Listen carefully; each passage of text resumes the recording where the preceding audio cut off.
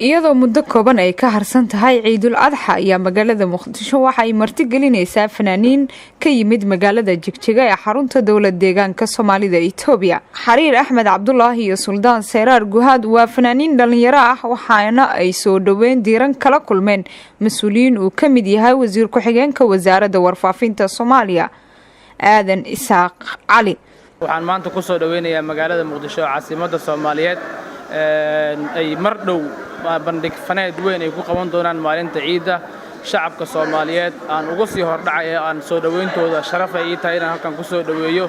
iyagana waxaan leeyahay ku soo dhawaada magaaladiina ku soo dhawaada dalkiina hooyo magaalada Muqdisho shacab idin jecel dad idin jecel iyo dawlad idin jecel ayaa idin soo dhaweynayso wax kale oo aan idin iraado malahan dadkiini oo idin heelan iyo shacab idin wada sugayo ayaan halkan idinkugu soo dhaweynayaa waan idin marxabaynayaa.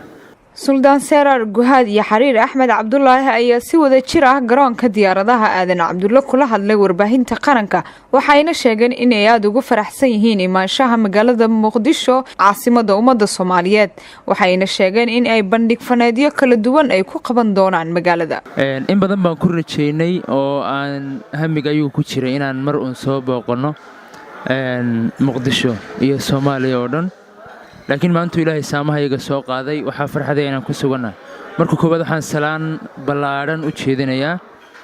ummadda Soomaaliyeed meel walba ay joogto gaar ahaan shacabweynaha xamar aad baan u salaamayaa waxaan leeyahay Ilaahay baa mahad maanta halkan nagu simay farxad bayna aan ahaan tahay inaan maanta dhex taaganahay Muqdisho maanta bagaan nabad nimidnay magaalada madaxda Muqdisho waa hooyadii Soomaalida marka waxaan leeyahay shacabweynaha meel kasta joogan waxaan u sheegaynaa anagu qaban doona haduu Ilaahay yiraahdo saaxiibka Suldaan Seyraar show aad u qiimo badan meel kasta joogan aan ku raali galin doono anagu hadda ku sugnayn Hargeysa haddana joogno magaalada madaxdii Soomaalida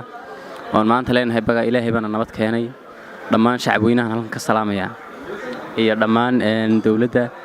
ayaan halkan salaan sharafeed uga jeedinayaa. Xamdi Cabdullaahi Xuseen warbaahinta qaranka Muqdisho.